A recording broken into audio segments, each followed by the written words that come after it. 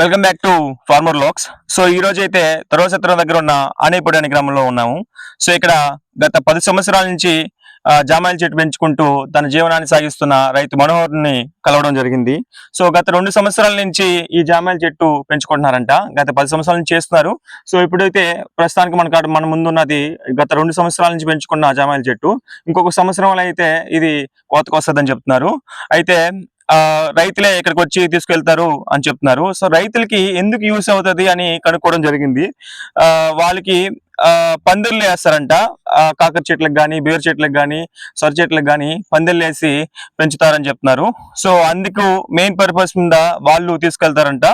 ప్రస్తుతానికైతే ఒక టన్ను 7,000 నుంచి 8,000 వరకు వెళ్ళడం జరుగుతుంది. సో ఈ విధంగా అయితే రైతుకి ఎంత ఆదాయం వస్తుందో మీరే కమెంట్ చేయండి. సో ఇది చాలా తక్కువ ఖర్చుతో నిర్మించుకున్న ఫార్మింగ్. సో గత 10 సంవత్సరాల నుంచి ఇదే ఫార్మింగ్ లో ఉన్నా అని చెప్తున్నారు. గత 2 సంవత్సరాల నుంచి ఉన్న జామాయిల చెట్లు మన ముందు ఉన్నాయి. సో ఇప్పుడు చూస్తున్నాము, కాడైతే ఒక రకంగా ఉంది.